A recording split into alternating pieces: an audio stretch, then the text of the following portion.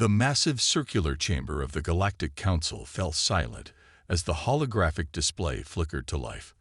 The planet that appeared above their heads looked beautiful from space, swirling purple clouds and deep blue oceans. But every being in that room knew its true nature. Planet DX-2247 had earned many names over the years. The Destroyer, the Impossible World, the Graveyard. Each name carried the weight of failed missions and lost lives. High Counselor Drake stood from his seat, his old eyes fixed on the rotating image. As Earth's representative, he had sat through many discussions about dangerous worlds. But this was different. The silence in the chamber felt heavy, filled with memories of past disasters. 3 times, he said, his voice echoing through the chamber. 3 times we have watched advanced civilizations try to explore this world. 3 times we have mourned their loss. He paused, looking at the alien representatives around him. Some had tentacles, others had multiple eyes or crystalline bodies, but all shared the same expression of grim remembrance. The Arxian representative, a tall being made of shifting blue light, spoke next. The Valaxians tried first. Their entire exploration fleet, destroyed in the atmosphere. The Krith sent their best warriors. None survived past the 3rd day. Even our own people, with all our advanced technology, lost an entire research team to those storms. The beam's light dimmed slightly, a sign of deep sadness. On the holographic display, data began scrolling. Gravity 3.2 times Earth standard. Atmosphere composed of highly corrosive gases. Surface temperatures ranging from -70 to +60 degrees Celsius in a single-day cycle. Regular storms with winds exceeding 500 kilometers per hour. Indigenous life forms of unprecedented aggression and size. Drake watched the numbers scroll by, but his mind was already made up. He had received the message from Earth Command this morning. Humanity wanted in. Distinguished members of the Council. He began. Earth requests permission to mount an exploration mission to DX-2247. The chamber erupted in protest. A dozen voices spoke at once, each trying to convince Drake of the madness of such an attempt. The Arxian's light pulsed rapidly in distress. Your species is barely space-capable by our standards. You've only been part of the Council for 3 years. Drake raised his hand, waiting for quiet. We understand the risks. We've studied the records of previous attempts, but we believe we can succeed where others failed. Impossible. The crystalline representative of the Nexus Collective chimed in, their facets flashing with agitation. Your technology is centuries behind the Valaxians. Your physical forms are far more fragile than the Krith. What could you possibly do differently? A small smile crossed Drake's face. We're human. We've spent our entire history adapting to challenges, surviving in places we weren't meant to survive. Before we mastered technology, we crossed oceans on wooden boats. We climbed the highest mountains with nothing but rope and determination. We explored the deepest parts of our oceans when everyone said it couldn't be done. He pressed a button, and the hologram changed to show images from human history. Early sailors braving massive storms, mountaineers scaling impossible peaks, divers going deeper than any creature should survive. Where other species see impossible odds, we see challenges to overcome. Where you see certain death, we see the next frontier. The council chamber remained quiet for a long moment. Finally, the Arxian spoke again, its voice softer now. You understand that if we approve this, and your people die, it will be on your conscience. Drake nodded solemnly. And when we succeed, it will be humanity's triumph. We already have volunteers, some of our best explorers and scientists. They know the risks. They're ready to go. The High Council voted an hour later. The mission was approved, but with a unanimous addendum added to the record. The Council acknowledges this attempt but maintains its strongest warning against exploration of DX-2247. The human species proceeds entirely at their own risk, and the Council bears no responsibility for the expected loss of life. Drake transmitted the approval to Earth Command that evening, along with the Council's warning. The response he received was characteristically human. Acknowledged. Team is ready. Operation begins in 48 hours. The race to tame the untamable had begun. Commander Jack Thompson stood at the window of the space station, watching Earth slowly rotate below. In 12 hours, he and his team would depart for a mission that 3 advanced alien civilizations had failed to survive. Most people would call it suicide. He called it Tuesday. Still admiring the view, Tom Miller walked up beside him, his heavy boots clicking against the metal floor. The geologist had spent the last 15 years exploring the most dangerous caves and volcanic regions on Earth, or having second thoughts. Jack turned to face his friend, a slight smile on his weathered face. Just thinking about what my grandfather would say. He was a deep-sea explorer, spent his life going places everyone said were too dangerous. Now here we are, about to go somewhere even aliens are afraid to visit. The station's intercom crackled to life. All members of Project Impossible, please report to Briefing Room Alpha. In the briefing room, the rest of the team was already gathering. Anna Reed, their xenobiologist, was reviewing data on her tablet. She had made her name studying extreme life forms in Earth's most hostile environments. Robert Wilson, the atmospheric specialist, was double-checking his equipment readings. His experience with violent storms and toxic gases had saved countless lives during the Venus missions. "All right, people," Jack began, standing at the front of the room. "One final review before we head out. Computer, display DX2247 mission parameters." The room's holographic display came to life, showing their target planet in all its terrible beauty. "We've all seen the reports of the previous failures," Jack continued. "The Valaxians tried to brute force their way through with technology. The Krith thought their natural armor would protect them. The Arxians relied on their energy-based advantages. They all died." Anna raised her hand. "The difference is, they all tried to fight against the planet. We're going to work with it." "Exactly." Jack pointed to different sections of the rotating planet model. "The gravity is brutal, but we've trained for months in the enhanced gravity chambers. The atmosphere is poison, but our suits are designed to adapt to changing conditions. The storms are massive, but we've studied how the local life forms survive them." Tom pulled up his own data on the display. "The mineral readings are off the charts. If we can figure out how to mine this stuff safely, we're looking at an energy revolution across the galaxy. No wonder 3 species died trying to get it." "Which brings us to our equipment," Robert chimed in. He gestured to the suits hanging along the wall. Each one looked like a cross between deep-sea diving gear and space armor. "These babies are different from anything used before. They learn and adapt to environmental changes. The outer layer can alter its molecular structure to resist whatever the atmosphere throws at us." Jack nodded. "We've got everything the previous missions had, plus everything we've learned from their failures. But our real advantage isn't the tech." He looked each team member in the eye. "It's that we're human. We're too stubborn to quit and too curious to stay away." A soft chime interrupted them. A message scrolled across the main screen. The Galactic Council observers had arrived to witness their departure. Several alien beings entered the room, their expressions a mixture of curiosity and concern.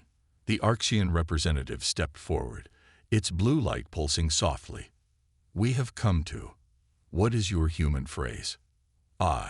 Yes. "To wish you luck, though we still believe this mission is impossible."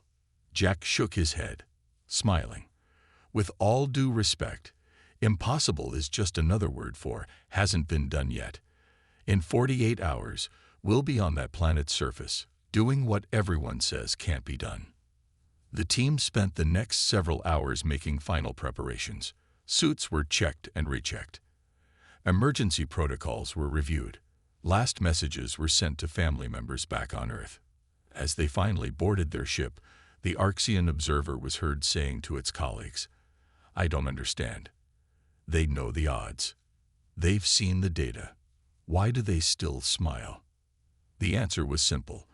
They smiled because they were about to do something amazing, something that would change the galaxy forever.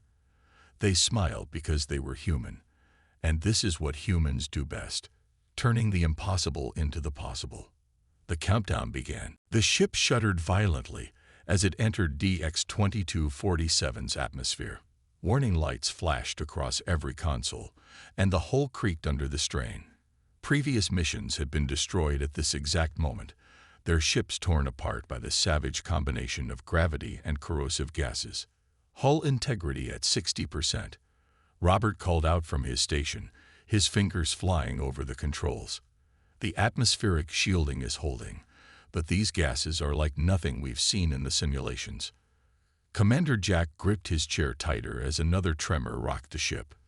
"Tom, how's our landing trajectory?" "We're heavy as lead in this gravity," Tom replied, fighting with the controls. "But the compensators are working. We're not pretty, but we're stable." Through the viewport, they could see the planet's surface coming into view.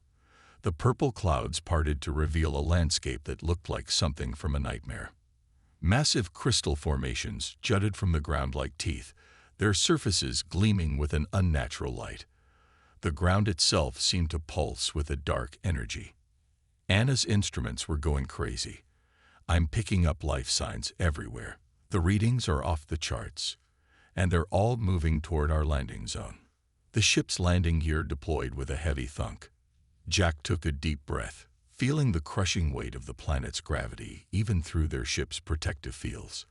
"Remember your training, people. We knew this would be rough. Now let's show these aliens how humans handle impossible situations." Their landing was more of a controlled crash. The ship slammed into the surface, skidding several hundred meters before coming to rest in the shadow of a massive crystal formation. For a moment, everything was silent. "Status report," Jack commanded, unbuckling his harness. "Ship's damaged but functional," Tom reported, checking his readings. "The outer hull took a beating, but the inner containment is holding. Atmosphere outside is exactly as nasty as advertised," Robert added, studying his instruments. "Corrosive gases, pressure that would crush a normal suit like a tin can, and..." He paused, double-checking his readings. Temperature fluctuations of 40 degrees in the last minute alone. Anna was already at the viewport, her eyes wide with a mixture of fear and fascination. Movement outside. Big movement. They all turned to look. Through the swirling, purple-tinted atmosphere, they could see shapes moving. Enormous shapes. Creatures that had evolved to thrive in this hellish environment were approaching their ship, curious about the new arrival. "Well," Jack said, standing up, "we didn't come all this way to sit in the ship. Suit up, everyone. Time to make history." The team moved to the preparation chamber, where their specialized suits waited.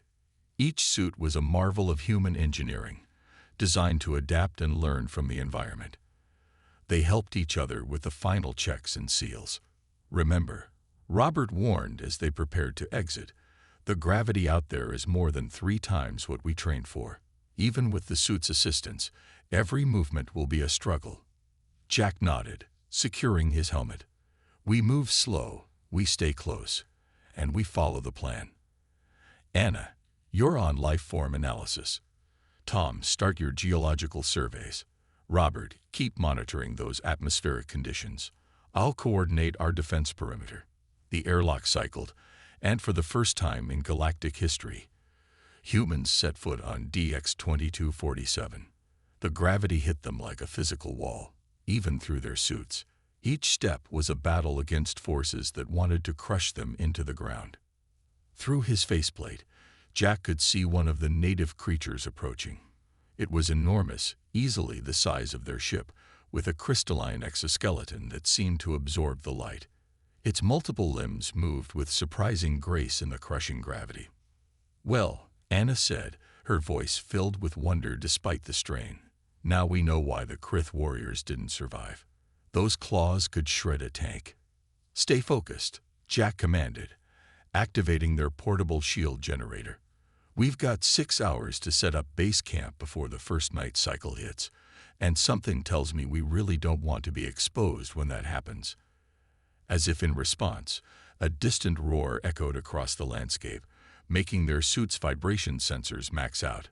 The race against death had begun, and humanity's first day on Hell had only just started. 3 days had passed since their landing on DX-2247, and the team was starting to understand why previous missions had failed. They weren't just fighting against the crushing gravity or the poisonous air. They were fighting against an entire world that seemed designed to kill them. Jack watched through the base camp's reinforced window as one of the crystal-shelled creatures they'd nicknamed tanks moved past their perimeter. These massive beasts had already destroyed 2 of their sensor arrays, but something about their behavior had caught Anna's attention. "Look at this," Anna said, pointing to her screen where she'd been studying the creature's movements. "They're not actually trying to attack us. They're feeding on the energy fields from our shields." Tom joined them at the window, his face lit by the strange glow from the crystal formations outside. "That matches what I found in the mineral samples. These crystals aren't just rocks. They're some kind of natural energy conductors. The whole planet is like one giant battery. Which explains why everyone wants this place so badly," Robert added, looking up from his atmospheric readings. "One small chunk of these crystals could power a city for years. But the previous missions tried to just take what they wanted. And the planet's ecosystem fought back." Jack finished, understanding dawning on his face. "But we're not going to make the same mistake." "Anna, what else have you learned about these creatures?" Anna pulled up more data on her screen. "They've evolved some amazing survival techniques. See how they curl up and lock their crystal plates together before the acid rains. And during the temperature swings, they actually use the crystal formations as shelter." The team had spent hours observing the local wildlife, noting how each species had adapted to the harsh conditions. Unlike the previous missions that tried to fight against everything, the humans were learning, adapting, and most importantly, surviving. "Here's something interesting," Tom said, bringing up his own findings. "The crystal formations aren't random. They form networks, like veins across the planet's surface. And look at this energy reading. It spikes just before every major weather event." Robert's eyes widened. "That's it. The crystals aren't just conducting energy, they're part of the planet's weather control system. The previous missions probably disrupted these networks when they tried mining." A loud alarm cut through their discussion.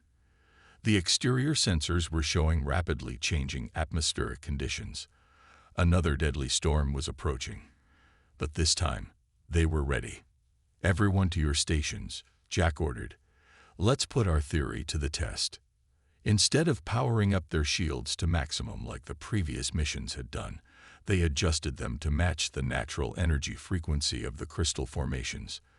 The approaching storm was massive, with winds strong enough to lift their ship off the ground, but they had learned from the planet's natives. "Energy synchronization holding," Robert reported, monitoring the readings. "The storm's actually flowing around us instead of trying to tear us apart." Outside, they watched in amazement as the local creatures performed their own survival dance. The smaller ones sought shelter near the larger crystal formations, while the tank-class creatures locked themselves together in protective circles. "This is incredible," Anna breathed, recording everything. "They're not just surviving here, they're working together. The whole ecosystem is connected through these crystal networks." Tom's scanner beeped with a new discovery. "And look at this, where the crystals meet the ground. There are chambers. Natural bunkers formed by the mineral interactions. No wonder our scans couldn't see them from orbit." Jack smiled, watching his team work. Where other species had seen only death and impossibility, they had found understanding. It wasn't about having the strongest shields or the most advanced technology. It was about learning to work with the planet instead of against it. "Send a message to Earth Command," he ordered. "Tell them we found something better than just mining resources. We found a way to survive here. And what we're learning could change everything we know about adaptation and energy systems." As if in response, one of the tank creatures moved closer to their base, its crystal shell reflecting the strange purple light of the storm. For the first time, it didn't seem menacing. It seemed curious. Humans weren't just surviving on DX-2247. They were beginning to understand it. The first warning came from deep within the crystal networks. Tom's sensors picked up energy patterns he'd never seen before, spreading through the natural formations like waves through water. Within minutes, every creature around their base camp began to move, heading toward the deeper crystal caverns. "Something's wrong," Anna said, watching the mass migration through their base's windows. Even the massive tank creatures were abandoning their usual territories. "They know something we don't." Robert burst into the control room, his face pale. "We've got a problem. A big one." He pulled up the atmospheric readings on the main screen. "This isn't just another storm coming. It's what the locals call a world killer." Commander Jack studied the data, his expression grim. The readings were off the charts. Wind speeds approaching 900 kilometers per hour, atmospheric pressure dropping to crushing levels, and temperature swings that would freeze then boil their equipment in minutes. "The Valaxians encountered something similar," Tom said, checking the historical data. "This is what destroyed their fleet. The Krith expedition faced it too. It's what drove them to try evacuating, but their ships were torn apart trying to escape." Jack finished. "How long do we have?" Robert checked his calculations again. 6 hours until it hits. Maybe 7. But here's the worst part. These storms last for days. The team gathered around the command table, watching as their exterior cameras showed the sky turning a deep, angry purple. The crystal formations around them were humming with energy, their glow intensifying with each passing minute. "Command Center is ordering an immediate evacuation," Jack announced, reading the urgent message from Earth. "They say we've gathered enough data to justify pulling out. The rescue ship is already on its way." Anna shook her head, still watching the local creatures. "Look at them. They're not running away. They're going deeper underground. They've survived these storms for millions of years." "But we're not them," Robert argued. "Our equipment isn't designed for something this intense. Even with our adaptations, this is beyond anything we've prepared for." Jack stood silent for a moment, watching the massive storm front approach on their long-range scanners. They could see how it was tearing apart everything in its path. The previous expeditions had tried to flee when faced with this situation. All of them had died. "What if we do what they didn't?" he finally said. "Every other expedition tried to escape. But we've learned something they never did. This planet's creatures don't fight the impossible, they adapt to it." Tom's eyes lit up with understanding. "The crystal caverns. The energy networks we discovered. They're not just conducting power, they're part of a natural shelter system." "Exactly," Jack nodded.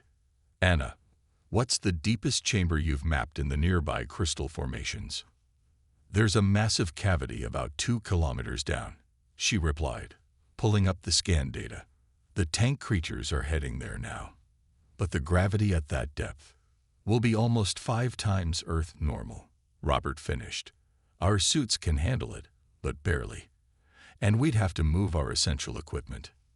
Jack looked at each member of his team. "I won't order this. The rescue ship will be here in 4 hours. We can try to evacuate, or we can do something no other species has ever done. Face this storm on its own terms."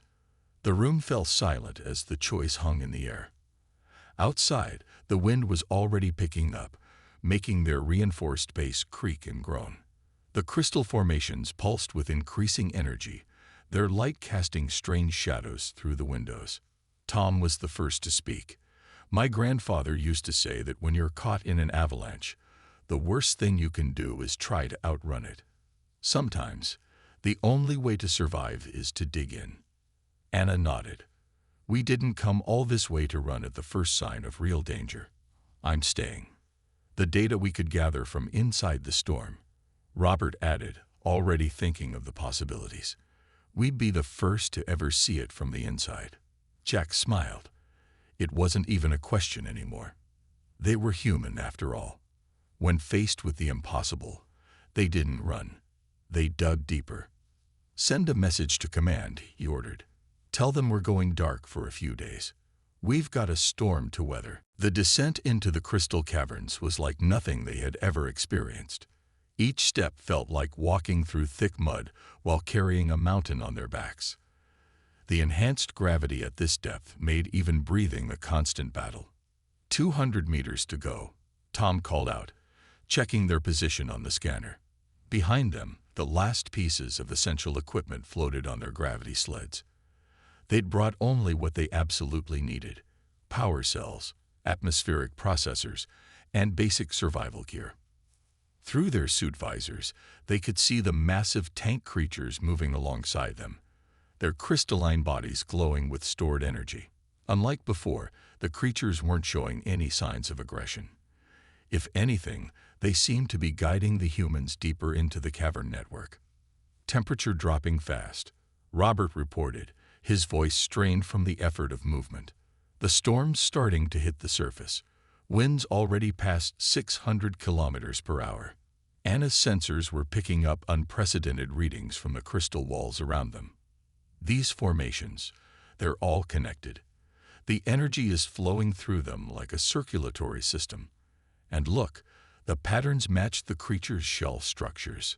Finally, they'd reached the main chamber. It was enormous, larger than their entire base camp, with crystal columns stretching from floor to ceiling.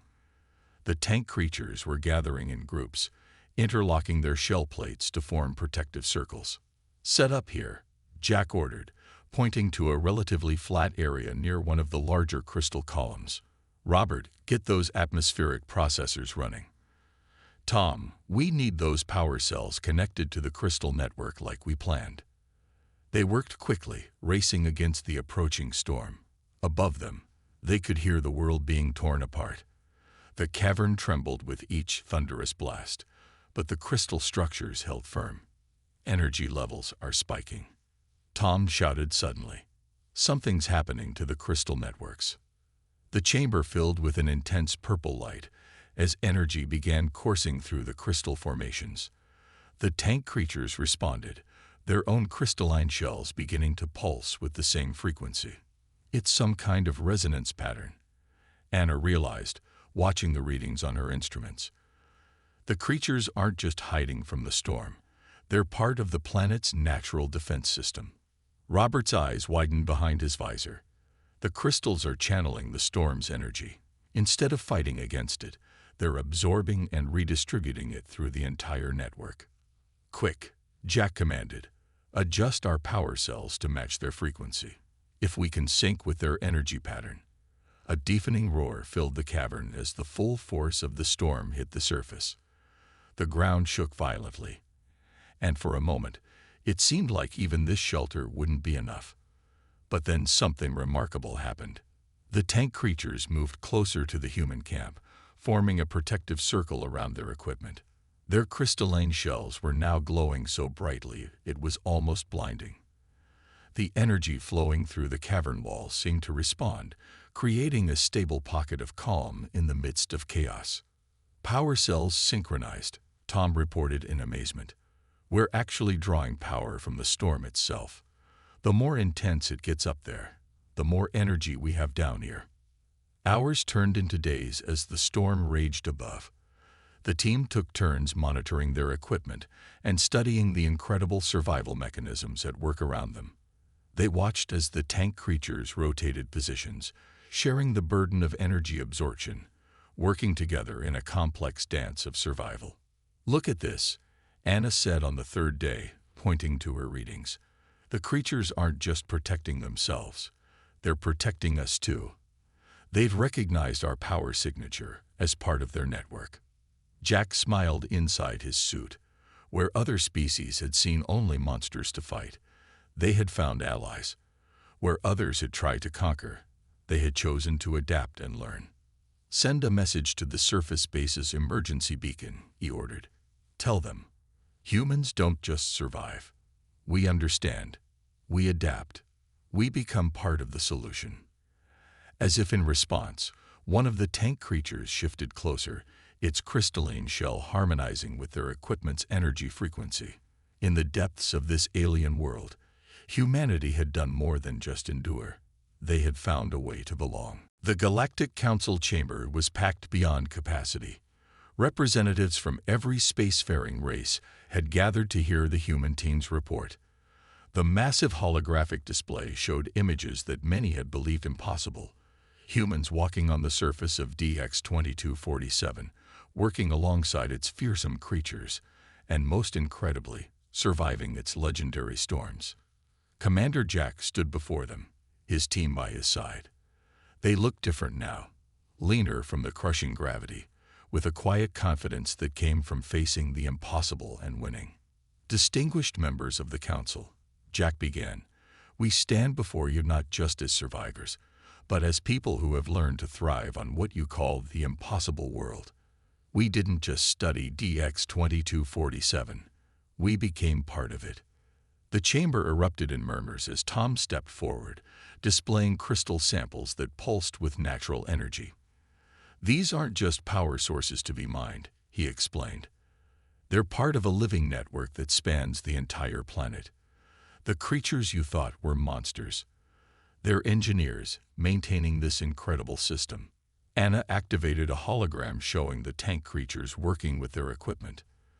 The native life forms didn't attack previous missions out of aggression, she added. They were protecting their world's balance. Once we learned to work with their natural energy patterns instead of disrupting them, they accepted us as part of their ecosystem. The Archean representative's light pulsed with disbelief. But the storms, we lost an entire research fleet to one of those world-killer storms. How did you survive? Robert brought up the storm data. By doing what every other expedition refused to do, we went deeper instead of trying to escape. The crystal caverns aren't just shelters. They're part of the planet's natural energy regulation system. The storms aren't disasters. They're power distribution events. We've established a permanent research base, Jack continued, built in harmony with the planet's natural structures. We're not just surviving there. We're learning things that could revolutionize energy systems across the galaxy. The crystalline representative of the Nexus Collective chimed in. Your success is unexpected. But how can we be certain other teams could replicate these results? Jack smiled. That's the best part. We're not keeping this knowledge to ourselves. We're proposing to establish an interstellar research center on DX-2247. Any species willing to learn the planet's ways instead of trying to conquer them will be welcome. The chamber fell silent as the implications sank in. The human team had not only survived but had transformed a death world into a place of learning and cooperation. High Counselor Drake stood, his old eyes bright with pride. 3 advanced civilizations tried to tame DX-2247 with technology and force. They failed. Humanity succeeded not because we were stronger or more advanced, but because we were willing to learn, adapt, and work with what we found. He turned to face the assembled representatives. The humans have proven something remarkable. There are no impossible worlds, only incomplete understanding. Their achievement opens up possibilities we never imagined. The Council's vote was unanimous. The Human Research Center was approved, and more importantly, their approach was adopted as the new standard for exploring extreme worlds. As the team prepared to return to their new home on DX-2247, they received messages from across the galaxy. Other species were eager to learn their methods, to understand how humans had succeeded where others had failed. You know what this means, Anna said as they boarded their ship. We've changed everything. No world will be considered impossible anymore. Jack looked at his team. Scientists who had become pioneers, explorers who had become teachers. That's what humans do best, he replied. We don't just overcome the impossible. We redefine it. We turn barriers into doorways. Through their ship's viewport, they could see DX-2247 growing larger, its swirling purple clouds now a welcome sight. On the surface, the tank creatures were gathering near their base, their crystalline shells pulsing with greeting lights. They weren't just visiting a deadly planet anymore. They were returning home.